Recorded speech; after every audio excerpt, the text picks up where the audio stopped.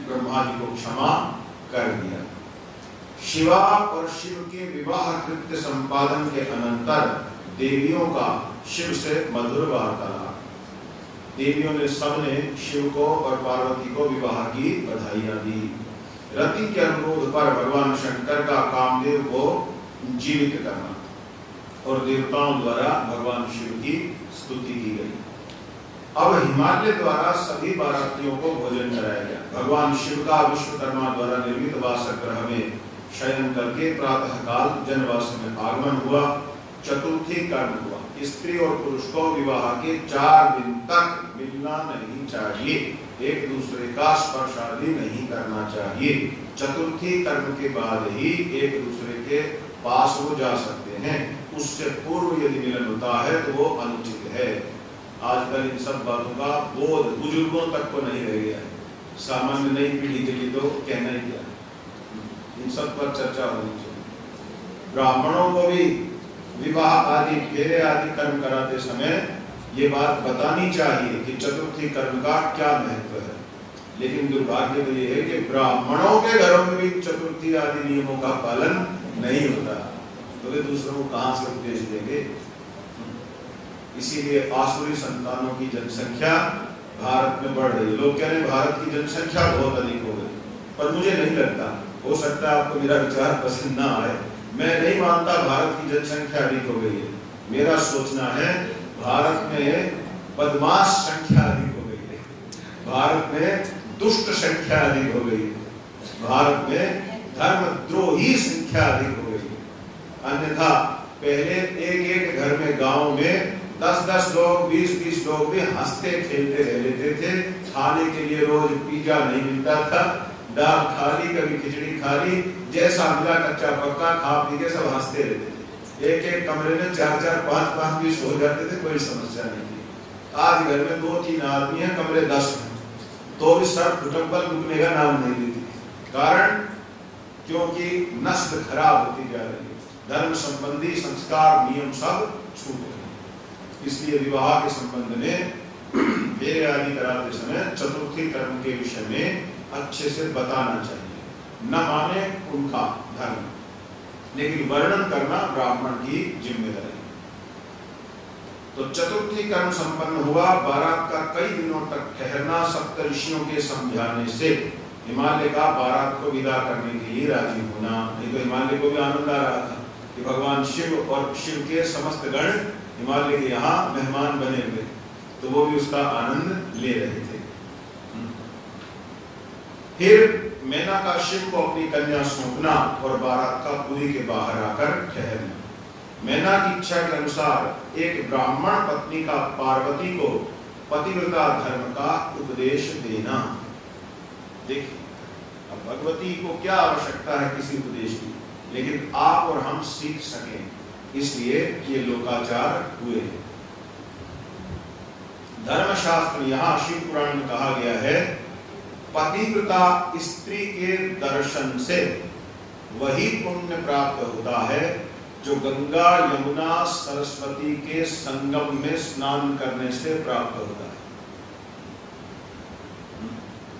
आप विचार कर सकते हैं, एक पतिव्रता नारी गंगा यमुना आदि पवित्र नदियों में दुनिया जाती है अपने पाप धोने, परंतु जब उसमें एक पतिव्रता नारी स्नान करती है तो गंगा जी कहती है मैं स्वयं शुद्ध हो जाती हूँ पतिव्रता के स्नान करके, क्योंकि अन्य लोग अपना पाप उसमें गिरा लेते हैं, पर पतिव्रता जब मुझ में स्नान करती है तो वो पाप भस्म हो जाता है, मेरी ही शुद्धि हो जाती है।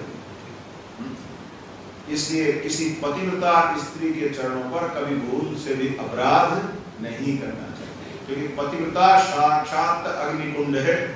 अभी सुने ना पीछे धर्मराज जी तक की 4 गति बना दी, और वो तो गलत भावना से आए भी नहीं थे, वो तो ये सोच के आए थे कि पद्मा का सम्मान बढ़ाना है, यश विस्तार कराना है, इसलिए वो ये कर रहे थे। इसलिए पतिव्रता धर्म की जितनी प्रशंसा की जाए उतनी ही कम है। अब लोग सोचते हैं, कई बार पुरुषों के मन में लड्डू फूटते हैं ये सुनकर, हाँ ये तो अच्छी बात बता, सुननी चाहिए सब स्त्री वगैरह, अच्छे से पतिव्रता धर्म का पालन करो। अब कल से जब मैं कुछ भी गुंडागर्दी करूं, पतिव्रता हो, चुप रहो, सारी बातों में हाँ हाँ रखो, यही पतिव्रता धर्म, और थोड़ी कुछ होगा। पतिव्रता धर्म का एक भाग ये भी है कि जिस समय माताएं या घर की स्त्रियां रजस्वला हो जाती हैं, 5 दिन तक कोई आवश्यकता नहीं है आपको एक कप चाय बनाने की, ना खाना बनाने की, ना घर के कार्य करने, फुल रेस्ट। उस समय पतिदेव को कसरत करनी चाहिए 5 दिन तक। वैसे धर्मशास्त्रानुसार तो ये कहा है कि 8वें दिन देवताओं का पूजन अर्चन करे तो ये सुरक्षित है, परंपरा से ऐसा नहीं है। इसके अलावा गोवृत्ति होकर के रहा करती थी स्त्रियां उस समय, यानी जहां पर गाय होती थी उसके पास ही उनका एक साधना कक्ष जैसा बना होता था। उसी कक्ष में रह करके वो एकांतवास किया करती थी, न किसी से मिलना न जुलना 3-4 दिन तक। और गोवृत्ति अर्थात गो के ही प्राप्त पदार्थों का प्रयोग करना। इससे नारियों का तेज औज इतना बढ़ जाता था कि पापी दुष्टों की तो छोड़िए, देवताओं को भी वो धूल चटा देती थी। यदि पद्मा की परीक्षा लेने जैसी कोई भूल कोई देवता तक भी कर दे, असुरों की तो बात ही है। सती अनसुईया की कथा आप सबने अवश्य सुनी ही है। साक्षात भगवान ब्रह्मा, भगवान विष्णु, भगवान शिव, तीनों को जिसने बालक बना करके अपने घर के पालने में लेटा दिया। इसलिए पतिव्रता बनाने के पीछे भाव स्त्रियों को नष्ट करने का नहीं है, बल्कि स्त्री के अंदर का जो छुपा हुआ ऊर्जा का भंडार है, उस ऊर्जा भंडार से उसको परिचित कराना। आधुनिक सभ्यता स्त्रियों को फेमिनिज्म के नाम पर मूर्ख मात्र बना रही और स्त्रियों के अंदर छिपे हुए शक्तियों के भंडार को केवल फेमिनिज्म के नाम पर नष्ट करा रही। इस बात को जानिए, अगर एक पतिव्रता स्त्री खड़ी हो जाए, पतिव्रता हो, उसका सामना कोई नहीं कर सकता। आपको याद नहीं क्या, महाभारत में जब पतिव्रता ने अपने आंखों की पट्टी खोल दी थी, वो तो भगवान ने कुछ गड़बड़ करा दी, अन्यथा पूरे महाभारत का परिणाम पलट जाता। ये है पतिव्रता का बल। हाँ, गांधारी ने, धृतराष्ट्र पत्नी ने, दुर्योधन की माता ने थोड़ी देर के लिए क्रोध आ गया, अरे क्या हो रखा है, सब हमारे ही मारे इस तरह। तो कहा अच्छा ठीक है, तो बेटा दुर्योधन तो मेरे सामने आना, और मैं जीवन में पहली बार विवाह के बाद आज अपने नेत्रों पर से ये पट्टी खोलूंगी और इस पट्टी को खोल के मैं तुझे देखूंगी, निर्वस्त्र होकर के आना, तो पुत्र है, मैं मां हूं, कोई दोष नहीं। और यदि मैंने तुझे पैर के नख से और ऊपर सिर की शिखा तक देख लिया, तो इस ब्रह्मांड में कोई तेरा बाल बांका नहीं कर पाएगा, ये मैं तुझे वचन देती हूं। दुर्योधन भी हिल गया, क्योंकि आज तक तो माता को यूं ही देखा था शांत सी, आज दूसरी भाषा बोल रही। तो दुर्योधन आ रहा था, और तो भगवान कृष्ण समझ गए कि युद्ध तो जीत करके हम हार जाएंगे यदि ये काम हो गया। तो उन्होंने दुर्योधन को भ्रमित कर दिया। जो दुष्ट व्यक्ति होता है ना, उसको किसी पर विश्वास नहीं होता। दुष्ट की सबसे बड़ी समस्या क्या है, ना अपने ऊपर विश्वास, ना किसी अन्य पर विश्वास। अब देखो, उसको अपनी माँ के ऊपर भी डाउट हो गया। भगवान कहते बेशक कोई क्या कहेगा, तो इतना बड़ा हो रखा, आपकी माँ तक निर्वस्त्र खड़ा हो, कुछ तो लज्जा नाम की कोई चीज होती है। आज तक उन्होंने मुझे देखा, जब देखे तो ऐसे देखे, भगवान बड़े कुटिल बुद्धि के थे ना, तो ऐसे ऐसे उसको तर्क दिए। दुर्योधन को लगा अधिशिक्षित ठीक है, और थोड़ा सा पत्ते इत्यादि उसने अपने गुप्तांगों पर लपेट लिए। अब जब गया तो माता ने अपनी पट्टी खोली, देखा तो हो गया वज्र का ऊपर से नीचे तक, लेकिन जिधर जिधर वो पत्ते इत्यादि शरीर पर थे वो अंग दृष्टि में नहीं आए, तो वो अंग सामान्य रहे। अब गांधारी ने शोक प्रकट किया, अरे मूर्ख, तू सदा मूर्ख नहीं रह गया। नहीं तो आप पतिव्रता का बल देखिए, साक्षात नारायण दूसरे पक्ष में धर्मराज युधिष्ठिर दूसरे पक्ष में, अर्जुन जैसे महारथी दूसरे पक्ष में। जिस युद्ध को भीष्म जैसे परम ब्रह्मचारी न जिता सके, जिस युद्ध को द्रोणाचार्य जैसे परमाचार्य न जिता सके, जिस युद्ध को इतनी बड़ी विराट कौरवों की सेना न जिता सकी, एक पतिव्रता ने बाजी पलट के रख दी थी। निश्चित रूप से युद्ध पलट गया था अगर दुर्योधन मूर्खता न करता। यद्यपि दुर्योधन सर्वथा गलत था, फिर भी पतिव्रता के बल ने जब अपना चमत्कार आरंभ किया तो कोई कुछ कर नहीं पाता। अब आप बताइए, पतिव्रता बनाना स्त्रियों के शोषण का प्रकल्प है अथवा स्त्री को दुर्गा बनाने का प्रकल्प है? विचार करके देखिए। नारी के अंदर की बैठी हुई दुर्गा का प्राकट्य क्या भद्दे वस्त्र पहनकर अर्धनग्न अवस्था में फैशन आदि के नाम पर टीवी में नाचने कूदने से होगा उसका दुर्गात्व जागरण, अथवा पतिव्रता धर्म के अनुष्ठान से होगा? आप स्वयं तुलना करके देखिए।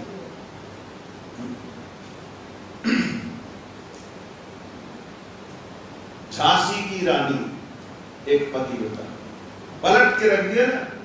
पूरे युद्ध के परिणाम आज लोगों को विश्वास नहीं होता कैसे किया होगा। एक बालक को जिसने अपने शरीर से बांध रखा था और ऐसी अंग्रेज सेना जिसका सामना इस देश के बड़े बड़े राजा नहीं कर पा रहे थे, उसने कैसे छोटी सी सेना के बल पर ऐसा अद्भुत पराक्रम किया होगा कि इतिहास के स्वर्ण अक्षरों में उसका नाम दर्ज है। इसलिए चिंतन कीजिए, फेमिनाइजर से पूछिए, फेमिनिस्टों से पूछिए, कितनी झांसी की रानियों को तुमने जन्म दिया। पिछले 150-200 साल फ्रांस में शुरू करने वाली फेमिनिस्ट से पूछिए, वहां से आज तक कितने तुमने झांसी की रानियों को जन्म दिया। आजकल की फेमिनिस्ट कह रही थी मैं कोई सीता सावित्री नहीं हूं। अरे हमने कब कहा? तुम तो शूर्पणखा से नीचे। हमने कब कहा कि तुम सीता सती सावित्री हो? सीता सती सावित्री होना तो कोई मजाक की बात है। वो हो जाए तब तो रावण के घर का तुम न बेड़ा गर्क कर देते, बैठ करके नाश कर देते। आप भूल गए क्या राम कथा में? रावण कितनी बार तैश में आया? 10 महाविद्या सिद्ध रावण, जिसके नाम से स्वर्ग के देवता कांपते थे, आकर के बहुत गरजता। वो सामान्य स्त्री के रूप में भय मानती, रो लेती, डरती, किंतु जैसे ही आगे बढ़ता तो एक कुशा उठाकर कह देती रावण सावधान। बस अब अपनी लिमिट याद रखना। और एक कुशा को देख करके वो 10 महाविद्या सिद्ध योगीराज के पैर कांप जाते, पीछे हटने नहीं बदले। आप बताइए, पतिव्रता कमजोर स्त्री का पक्ष है अथवा स्त्रीत्व का चरमोत्कर्ष पतिव्रता है? एक पतिव्रता के रूप में स्त्री का जितना उत्कर्ष हुआ है, इतिहास साक्षी है, इतना उत्कर्ष अन्य किसी भी विधा से, किसी भी प्रकल्प से कभी भी कहीं भी नहीं हुआ है। इस बात पर चिंतन कीजिए। आप लोगों को बहका दिया गया। आपका मतलब भारतीय समाज को आधुनिक शिक्षा के नाम पर, अरे यहाँ तो सती प्रथा जैसी खूब प्रथाएं थी, ये कोई धर्म है हिंदुओं का? मैं आपसे पूछता हूं, यहाँ पर कई वृद्ध भी बैठे हैं, आपने आज तक अपने जो वृद्ध 80-80 वर्ष आज की आयु हो गई, आपको अपने पिता, अपने दादाओं का भी स्मरण होगा। आपने अपने दादाओं से भी क्या कभी कोई ऐसी बात सुनी? और आप सब अपने अनुभव से चिंतन कीजिए, क्या भारतीय भाई, क्या भारतीय संस्कृति में पला बढ़ा हुआ भाई, पति, माता, बहन, चाचा, ससुर इतने क्रूर हो सकते हैं जो अपनी बहन, अपनी बेटी, अपनी भाभी, अपनी माता, चाची, ताई को उठाकर जिंदा आग में फेंक दे? आपको लगता है? देखिए, एक आध राक्षस तो वो अलग विषय है, लेकिन परंपरा बन जाए समाज में, क्या आपकी अंतरात्मा गवाही देती है? ऐसे हो सकते हैं? असंभव बात है। वो जानते ही नहीं पतिव्रता धर्म के पक्ष को न जानने से। बिल्कुल झूठा सती प्रथा का पक्ष आप लोगों के सामने राजा राम मोहन राय प्रभृति लोगों ने रख दिए, सब अंग्रेजों से लिखे हुए थे। असल बात ये है, पतिव्रता धर्म के प्रसंग में आप ही बताइए, यदि प्रत्येक स्त्री को पति मरते आग में फेंकना यही हिंदू धर्म था, तो फिर विधवा धर्म जो उपदिष्ट है शास्त्र में वो किसके लिए था? 1964 के आसपास बिहार में एक ब्राह्मणी कन्या सती हुई थी स्वेच्छा से। गीता प्रेस गोरखपुर के किसी प्राचीन अंक में वो लेख भी छपा है, अब स्मरण नहीं हो रहा, अगर हुआ तो वो उसको निकाल करके उसको बंटवाना चाहिए, खोजिए उसको। एक घर में एक ब्राह्मणी जिसका भी नया ही विवाह हुआ था, किसी कारण से पति की मृत्यु हो गई। जब पति की मृत्यु हुई, अब वो कोई साधारण कन्या नहीं थी, तो जैसे स्वाभाविक है सब लोग रोने लगे, तो उसने कहा कृपा करके आप लोग रोए नहीं, आप सब शांत रहें। और उसने अपने पतिदेव के सिर को, जो शव पड़ा है, अपनी गोद में रख लिया और वो वहीं बैठ गए और उसने पूरी रात श्री रामचरितमानस जी का पाठ किया अखंड। अब सब चुप थे, भाई क्या बोल सकते, वो तो सोच रहे थे युवती है, इसका तो सबसे अधिक बुरा हाल होगा, लेकिन वो पाठ कर दिया। और जब उसने पूरा पाठ कर लिया तो उसने कहा अपने पति पक्ष के लोगों से कि आप सबसे मैं हाथ जोड़ के विनती करती हूं, आप इस क्षेत्र के जो डीएम हैं, जो बड़े पुलिस अधिकारी हैं, उनको बुलवा लीजिए, क्योंकि मैं स्वेच्छा से सती होने जा रही हूं, कहीं ऐसा ना हो मैं हो जाऊं और परिवार को उठा के सारे जेल में डाल दूं, ये तुमने कानून तोड़ा है। तो उन्होंने कहा नहीं सती कैसे नहीं, जैसे आप समझ सकते, आप सबको बुलवा लीजिए। आज तक आप लोगों ने देखा ही नहीं सती क्या होता है, इसलिए सब उपस्थित रहे, तब मैं सती होंगी, नहीं तो नहीं होंगी। अब सब वो आ गए, तो उन्होंने कहा ये कैसे हो सकता है, किसने कहा सती होगी, क्या पागलपन है? तो उन्होंने कहा महाराज कोई मुझे आग नहीं लगाएगा, न मैं स्वयं को स्वयं आग लगाऊंगी। यदि ये सूर्य भगवान स्वयं चिता पर अपने पति के सिर को गोद में रखकर मैं बैठूंगी, अगर सूर्य भगवान ने स्वयं इस चिता को अग्नि दी तब तो आपको आपत्ति नहीं, और यदि नहीं दी तो कोई बात नहीं, आप मुझे उतार लेना और फिर जैसे जो सामान्य होना वो हो जाए।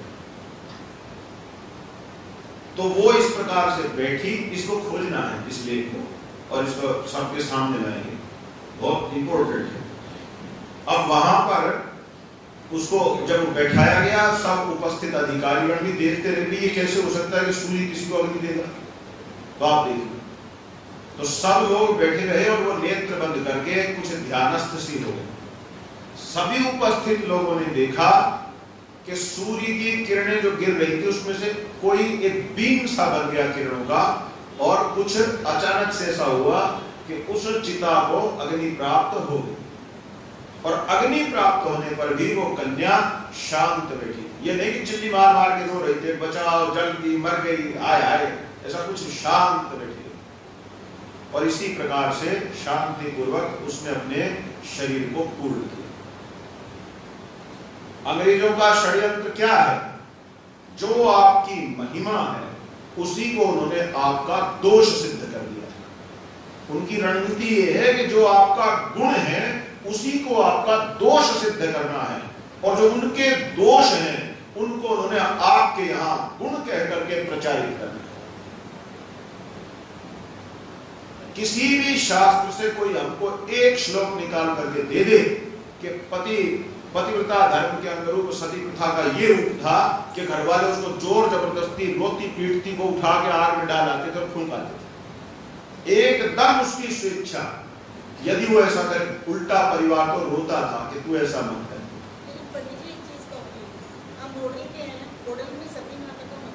जी पूरे भारतवर्ष में ऐसे सती मंदिरों के भंडार हैं, लेकिन समस्या क्या है कि उनके सही इतिहास को ठीक से प्रस्तुत नहीं किया। हाँ, उल्टा एक झूठा प्रचार कर दिया गया कि हम तो अपनी बहन बेटियों को उठा उठा करके आग में डालते थे। और हिंदुओं का इतना अधिक आत्मविश्वास, स्वाभिमान मर चुका है कि उन्होंने ये विचार ही नहीं किया। आप किसी को जानते हैं, किसी ऐसे व्यक्ति को जिसकी 4 पीढ़ी में भी आपने सुना हो कि वे उसने अपने बुजुर्ग के यहाँ किसी कन्या को उठाकर जलते आग में डाला? आप समाज में इस पर रिसर्च करिए कि जो वृद्ध लोग हैं उन पर एक सर्वे किया जाए, क्या वे अपने जान पहचान में, रिश्तेदारी में मिलने वालों में किसी एक भी व्यक्ति को पीछे की 4 पीढ़ी में भी उन्होंने सुना है कि उन्होंने अपनी घर की बेटी को उठा के आग में फेंका? और इसका प्रचार डंके की चोट पर ऐसे किया गया जैसे हमारा समाज तो शैतानों का समाज था। इस पर पुनर्विचार होना चाहिए, मंथन होना चाहिए कि हमको क्यों बदनाम किया जाता है, हमारे धर्म को क्यों नीचा दिखाने की चेष्टाएं की जाती हैं इस प्रकार से। तो पतिव्रता धर्म का उपदेश दिया और माताओं को ये जान लेना चाहिए कि पतिव्रता धर्म का उपदेश उनके लिए अमृत है, उनके लिए सबसे बड़ा मंत्र है। शिव पुराण आप सबके घर में हो और शिव पुराण के पार्वती खंड में 54वां अध्याय है, या आप नोट कर सकते हैं, पार्वती खंड रुद्र संहिता, जहां पर ये पतिव्रता धर्म पर अमृतमय उपदेश दिए गए हैं। शिव पुराण जैसा दिव्य ग्रंथ जिस घर में नहीं तो वो उचित बात नहीं, हर घर में शिव पुराण होना चाहिए। ये तो आपको मेरी बातों से अनुमान हो ही रहा होगा, बहुत कुछ सीखने को मिलेगा। शिव पार्वती और बारात की विदाई हो गई। भगवान शिव का समस्त देवताओं को विदा करने का कार्य आरंभ हुआ और सब लोग आनंद मग्न हैं कि दक्ष कांड होने के बाद भी भगवान शिव का अंततः फिर से विवाह हो ही गया है और सभी लोग इस आनंद में मग्न हैं। अब यहां पर आकर के पार्वती खंड का विश्राम होता है, पार्वती खंड पूर्ण होता है। तो इसके अंत में कुछ बातें कही गई हैं, वो आपको हम बताना चाहते हैं। जो पवित्र होकर शिव में मन लगाकर नित्य शिव पार्वती के विवाह प्रकरण का पाठ करता है शिव पुराण से। कई लोग हैं जो ये तपस्या बना लेते हैं कि भाई नित्य नियम से वो पार्वती खंड में शिव पार्वती के विवाह प्रकरण का पाठ करते हैं। तो ये भी एक भजन क्रिया है, जैसे रामायण में से सुंदर कांड का नहीं कर लेते हैं कई लोग, तो सुंदर कांड का नित्य पाठ करना। ऐसे ही शिव पुराण से यदि आप शिव पार्वती विवाह प्रकरण का नित्य पाठ करने का नियम बना लें तो उसका पुण्य कहते हैं। जो पवित्र होकर भगवान शिव में मन लगाकर नित्य शिव पार्वती के विवाह चरित्र को या तो बैठकर श्रवण करें जैसे आप लोगों ने किया, अथवा दूसरों को पाठ करके सुनाए, कोई भी काम करें, या तो आप पाठ करें या पाठ सुने, वह निश्चित रूप से इस संसार में देह को त्याग कर भगवान शिव के चरणों में शिवलोक में स्थान पाता है। छोटा उपहार है इससे आगे और क्या कि शिव की प्राप्ति उसे निश्चित है जो शिव पार्वती के विवाह प्रकरण का श्रवण करे अथवा पाठ करे। तो अगर शिव पुराण प्रमाण माने तो आपका और हमारा सबका इंतजाम पक्का हो रहा है कि नहीं हो रहा है? पक्का इंतजाम हो रहा है कि भगवान शिव के चरणों में स्थान मिले। और आगे व्यास जी कहते हैं, मेरा कहा हुआ यह आख्यान अद्भुत है, मंगल का धाम है। यदि आपका जीवन विघ्नों से भरा हुआ है, कई बार लोग शिकायत करते हैं कि पता नहीं क्या हो गया है, कुछ भी करें हर बात में अड़चन, हर बात में कुछ न कुछ विघ्न आते रहते हैं। तो यहाँ शिव पुराण कहता है जो शिव पार्वती के विवाह प्रकरण का शिव पुराण से पाठ करने का नियम कर ले अपने घर में, तो उस व्यक्ति के समस्त विघ्नों का नाश इसके पाठ से हो जाता है। चाहे विघ्न कितना भी बड़ा हो, छोटा हो, कैसा भी हो, ये आप एक साधना की तरह इसको अपना सकते हैं। यदि कुछ ऐसी बीमारियां आपके जीवन में आ गई है कि आपको समझ में ही नहीं आ रहा कि समाधान है ही नहीं, एक ठीक होती है, दूसरी, फिर तीसरी, बहुत भयंकर व्याधियों से यदि पीड़ित हैं तो उनकी शांति के निमित्त भी शिव पार्वती के विवाह का पाठ शिव पुराण से करिए। मूल वर्णन शिव पुराण में है, ठीक है। और आगे कहते हैं यदि आपको लगता है कि आपका सम्मान नहीं होता, लोगों की शिकायत होती है कि जी मैं तो किसी के लिए कुछ भी कर लूं, मेरी तो बुराई ही होती है, लास्ट में तो यही कहते बेकार। तो उनको भी शिव पार्वती के विवाह प्रकरण का पाठ करने का नियम बनाना चाहिए। जो इसका पाठ करते हैं या श्रवण करते हैं उनके यश का विस्तार होता है, उनका सम्मान। आप जहां जिस क्षेत्र में भी काम करते हैं, जो भी आप करते हैं, आपका सम्मान बहुत अधिक बढ़ जाएगा। शिव पार्वती के विवाह प्रकरण का शिव पुराण से पाठ करने का नियम ले लीजिए। यदि आपकी मनोकामना है कि ये शरीर पूर्ण होने पर हमको स्वर्ग सुखों की प्राप्ति हो, तो ये पाठ आपको वो भी देगा। यदि आपकी कामना है अथवा जन्म पत्रिका में आयु संबंधी संकट है कि भाई बच्चे की आयु कम बता रखी, समझ रहे, तो यहां शिव पुराण कहता है आप शिव पार्वती के विवाह प्रकरण का पार्वती खंड का पाठ करने का नियम बना ले, तो आयु संबंधी जो भी दोष जन्म पत्रिका में है सबका निवारण ये कर देगा।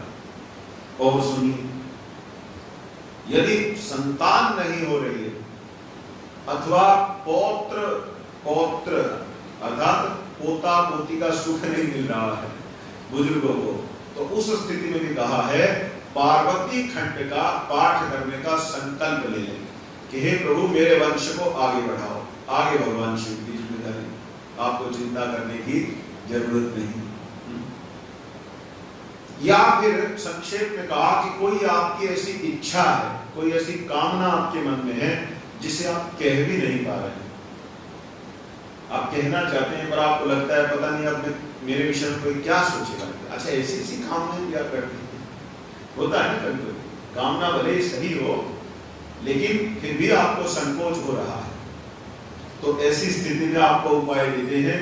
निसंकोच होकर आप पार्वती खंड का पाठ करने का संकल्प कर लीजिए। आपकी मनोकामना जो भी होगी भगवान सुन लेंगे, समझ जाएंगे। शिव पार्वती अवश्य ही आपकी कामना पूर्ण करेंगे। कितने लाभ हो गए और क्या चाहिए जीवन में। आगे कहते हैं यदि आप ये चाहते हैं कि भाई जब तक जीऊं ठाठ से जीऊं और जब मरे तो भगवान भी मिलेंगे, दोनों हाथों में लड्डू चाहिए, तो भी कहा पार्वती खंड का पाठ करने का अपने जीवन में एक संकल्प कर लीजिए। भाई जब तक जीऊंगा शिव पुराण के पार्वती खंड का पाठ सुंदरकांड की तरह मैं तो करता ही रहूंगा, तो दोनों हाथों में लड्डू रहेंगे। जब तक जियोगे ठाठ से जियोगे और जब शरीर पूर्ण होगा तो भगवान भी मिलेंगे। अब इससे बड़ी बात तो क्या हो, है ना। लोगों को यही डर लगता है ज्यादा भक्ति करेंगे फिर ये बोलेंगे ये मत करो वो मत करो, जिंदगी में एकदम बस हम तो सन्यास में जैसे होके रह जाएंगे। ना ना ना, कोई चिंता की बात। महादेव के दरबार में रावण की तरह खूब राक्षस भी बन सकते हैं, तब भी शिवलोक मिल जाता है। ठीक है, शास्त्र गवाह है। तो इसलिए जीते जी सब प्रकार से ठाट बाट रहे और प्राणांत होने पर शिव धाम की भी प्राप्ति हो, मोक्ष की भी प्राप्ति। ये मार्ग क्या है तो बताओ, हाथ उठाओ। शिव पुराण कौन कौन अपने घर में लाएगा? है तो बहुत अच्छी बात है, जिनके में नहीं है वे ले आए।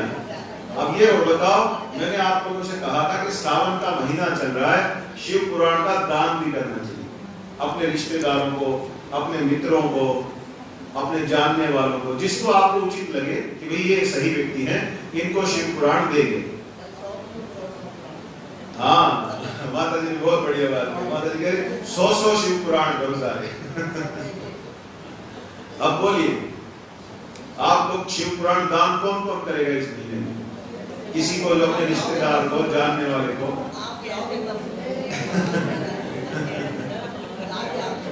नहीं, शिव पुराण तो आपको किसी भी धार्मिक पुस्तकों की दुकान पर आप सुनिए आप किसी भी धार्मिक पुस्तक की दुकान जो आपके आसपास होगी, अगर उनको बोलेंगे गीता प्रेस गोरखपुर से छपा हुआ शिव पुराण, आराम से मिल जाता है। कोई दुर्लभ पुस्तक नहीं है कि कहां से मिल जाता है। ये ध्यान रखिए, लेना गीता प्रेस गोरखपुर का है। जिसको दे, अगर वो भी नहीं उसका है, उसका भी फायदा है, वो हम बताते हैं आपको। सुनिए सुनिए, देखो मैं आपको एक अनुभव की बात बताता हूं। बहुत अच्छा प्रश्न दिया माता जी ने। सुनिए, अब सुनिए, काम की बात है। माता जी ने बहुत काम की बात कही कि भाई मान लीजिए हम श्रद्धा से किसी को शिव पुराण दे देते हैं, अब वो उसमें कुछ नहीं करता, तो क्या फायदा हुआ? वो तो वेस्ट गया, ला के रख देता है, हाँ, अब कुछ करता नहीं तो वेस्ट गया। अब सुनिए, मैं आपको अपना उदाहरण दे रहा हूं ठीक है। मेरे दादाजी रेलवे में अच्छी पोस्ट पर काम करते थे, ठीक है। तो उनका जब रिटायरमेंट हुआ 1960 के आसपास, तो उनको किसी ने भगवत गीता गोरखपुर गीता प्रेस की छपी छोटी सी जो सामान्यतः कवर में रहती है, उपहार में दी थी। न तो मेरे दादाजी ने खोल के देखी ना मेरे पिता ने खोल के देखी, ऐसी की ऐसी अलमारी में रखी रखी पुराने पन्ने पीले पड़ गए। और मैं उस समय 10वीं कक्षा का छात्र था। 10वीं कक्षा की परीक्षा देने के बाद आप समझते ना 2-3 महीने खाली हो गए, तो उस समय टाइम पास नहीं हो रहा था। तो ये सोच के उदलने लगे क्या रखा है ये पुराना सा, जरा देखते हैं। जब वो खोल के दिखा कि वो भगवत गीता, अच्छा ये होती, देखो पहला अध्याय बड़ा कुछ नहीं, बकवास, अर्जुन रोआ पीटी तक रहा, ठीक है। फिर लगा चलो थोड़ा और देखते हैं आगे क्या लिखा है। अब जब वो दूसरा और तीसरा अध्याय का पाठ किया, फिर तो जीवन बदल गया आप समझ रहे हैं? मैंने 12 बार गीता का लगातार बिना रुके पारायण किया। मतलब उसमें इतना आनंद आता, वो पूरी होए तो ऐसा खून सा फूटी कि ये समाप्त क्यों हो गई, और आगे होनी चाहिए थी, चलो दोबारा शुरू कर लेते ये पूर्ण नहीं होनी थी, तो चलती ही रहनी चाहिए। मेरा कहने का भाव ये है, सन 60 में जिसने गीता दी, सन 60 की दी हुई गीता तीसरी पीढ़ी में क्या कर गई, आज आपको शिव पुराण सुनवा रही है। इसका अर्थ क्या हुआ? आप किसी को शिव पुराण नहीं देने वाले, कोई दिलवा रहा है, जिसके घर में वो जा रहा है उस कुल में किसी न किसी ने, या तो वर्तमान पीढ़ी या अगली या तीसरी या चौथी, कोई ना कोई वहां आने वाला है जिसने उस घर में अब शिव पुराण का पाठ करना। ये चिंता तो दिमाग